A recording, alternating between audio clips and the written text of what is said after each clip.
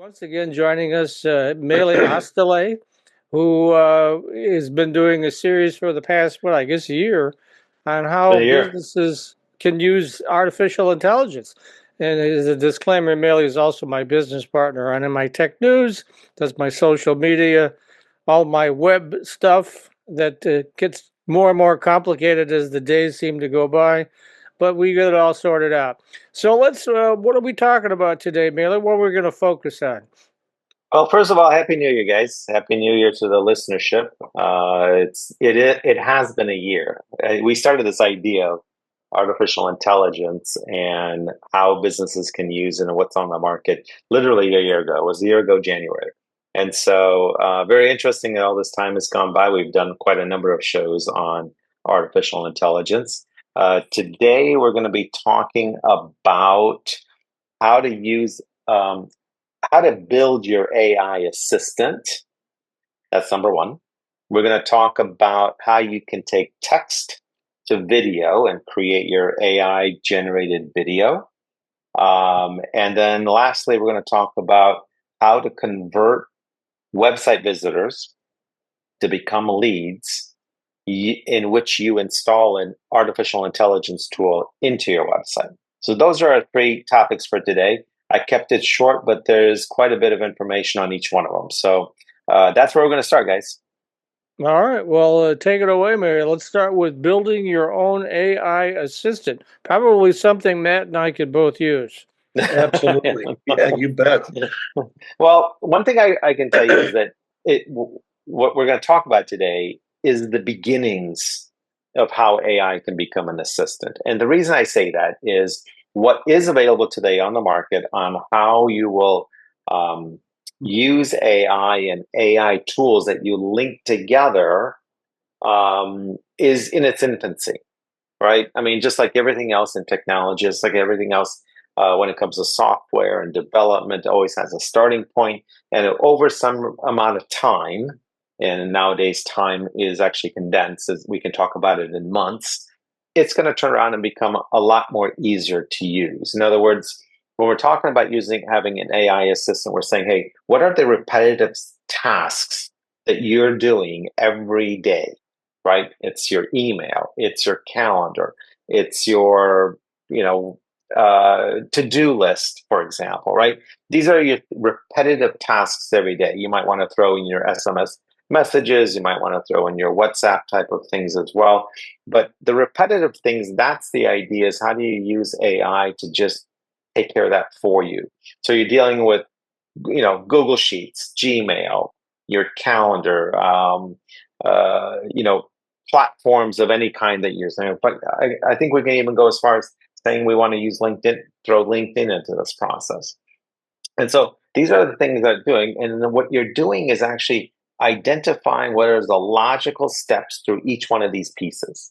In other words, what is the workflow? And if you're using Zoom, for example, and you have a paid account with Zoom, Zoom has already started allowing you to create workflows. Now, not to the level that we're talking about here, but the concept here is artificial intelligence for workflows. That's the idea. And you have to figure out what are all the individual steps, and then how do you turn around and use these tools to figure out, how to build that assistant to yourself. Before I go on any deeper on this, any thoughts? Matt? Well, I'm just wondering how, all of these different tools, there are so many different tools, and they all claim to be the latest and greatest and do something slightly different. How do you sort of meld those into, a single entity that you can talk to, like, say, a Siri or an Alexa? Yeah, and that's an interesting piece, which I'm not convinced that that's necessarily on the market as of this writing. Okay, Okay. just as an FYI, I think we're going to get there. And this idea of using AI to build your assistant that helps you with your repetitive tasks, and you create this workflow. I think that's your starting point, and then eventually it's going to grow into other things, right?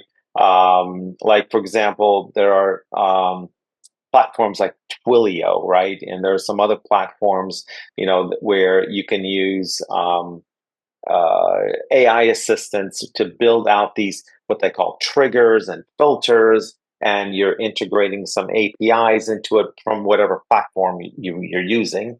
And so now you have to kind of automate the workflow using some level of technical knowledge, which is why I'm not entirely convinced that it's ready for prime time yet. Because right now, I think you would need somebody who's technically um, uh, knowledgeable to understand how to take the different pieces and put them together for you. Now, are there guys you can hire for this? Oh, yeah, absolutely. Go to Fiverr, go to Upwork, go to the internet, go to LinkedIn.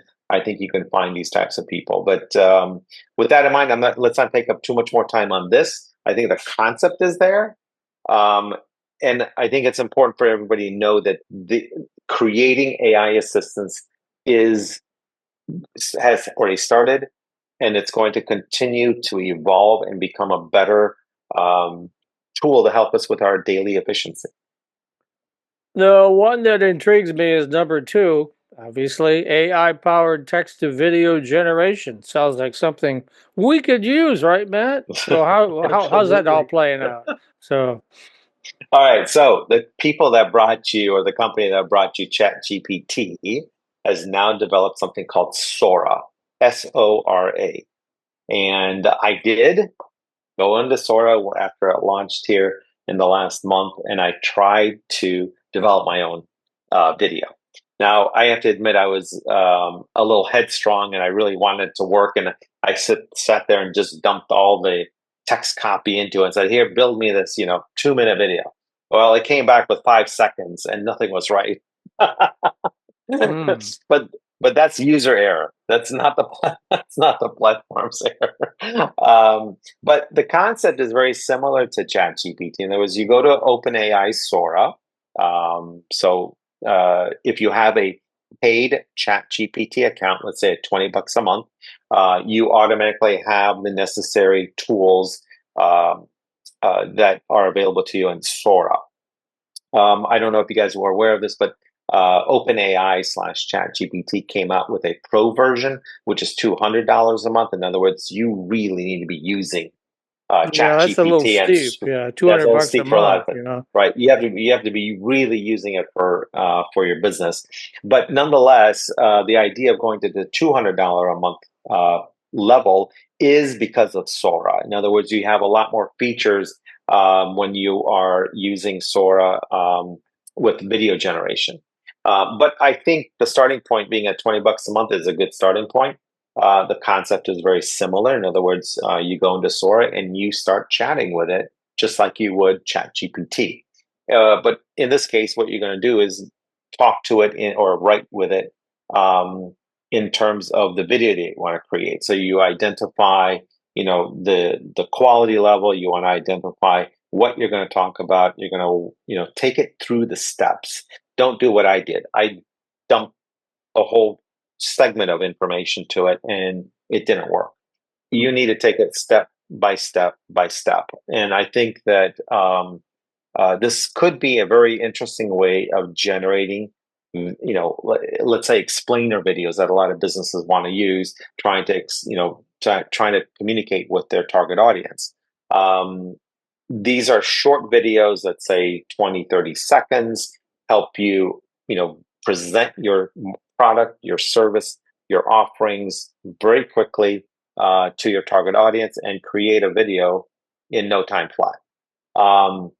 That's the concept of this. I have to admit, I still have to continue using more of it and trying to work with the styles, the resolutions, the aspect ratios, those type of details, and figure out, what is the content that you're going to provide it. So that one's, like I said, I think Sora, unlike the previous one that I was mentioning in terms of um, the AI assistant, which I think requires a little technical know-how, I think Sora is possibly easier for a lot of people to use, and anybody who has any level of understanding of preparing marketing materials. It'll be a lot easier. So what do you think is what's the most interesting idea for creating AI assistants? You say here there are no code solutions, which for people like Mhm. me who was last current on code when basic was basic, um, how, that would be yeah, 1980. yeah, Oh, something that's like Matt, yeah, 1980. something so, yeah, stuck in So the '80s, that's for sure. But let's hear about some of these no code solutions. So the idea behind the videos in terms of putting these together is, in other words, you're going to focus on educational methods, right? You're going to do thought leadership. That's what I think is where you would want to, as a business, that where you would want to use Sora to develop these short video segments that'll help build your brand and build your authority in a specific topic. Let me stop there because I can move. We may want to move into the third subject real quickly and talk about artificial intelligence for lead generation from your Yes, website. please. All right, Yep, yeah, let's that move yeah, into sounds that that's one. a great intriguing. Let's topic. let's go to that here in the last few That minutes. you'll notice I went from the one that was most complicated to slowly moving into what's the most interesting to a lot of businesses. So here's the thing: there are AI tools on the market, which we as a company have been using quite often for what we call conversion rate optimization, or what a lot of people might be better understand as website visitor conversion or website visitor lead generation. In other words, what the AI tool is doing is taking each visitor, developing a journey funnel for that visitor. It identifies how many times they came to the website, what pages they went to, how long they spent on each page, how long they spent on the entire website, how many pages that they're going to, and how engaged are they. So that's the short version of what the AI tool is tracking per visitor per visit. And if you're in the B2B space, generally you'll find that a lot of visitors will come back 2, 3, 4, 5 times, especially the more interested they get. As the AI tool identifies the level of engagement and how interested these people are, it will actively, and without getting into a lot of details, it will actively present a call to action to that person. And as they, just like a sales funnel, as they go down this journey funnel, the more they go down that funnel, the more engagement that the AI tool senses, the more aggressive, and I use aggressive loosely here, the more it's likely to say, hey, I can see you really want to talk to us, right? so, so get that call to action in front of them that says, okay, contact me right now. Prior to that, it'll be a variety of different CTAs, active CTAs. In other words, here, get a discount. Here's a PDF you can download. Here's a form you can fill out to contact us, et cetera, or a video to watch. These are the types of things that the AI tool can do with the visitors on your website. Now, one last thing, I differentiate passive call to actions and active call to actions from this way. What we all have on our websites are passive. In other words, we're waiting for the visitor to click on something. Whereas an active call to action from an AI tool like this, it says the AI tool is like anywhere within the website, anywhere within the web page. It's not waiting for somebody to click on something. It's going to present that call to action to that visitor, regardless of where they are within the website. Okay. Well, we are out of time in this segment, so how can folks reach out to you to get to tap into all these pearls of wisdom? Cool. So, number one, visit our website, smartfindsmarketing.com. Number two, you can catch me on LinkedIn. I have 22,000 very close friends. So feel free to connect with me. They're all I can relatives too, but beyond that, I can help expand everybody's reach if they tag me on their posts. Like I said, feel free to connect with me. If you look me up as Melih Oztalay, I guarantee you I'm the only one there.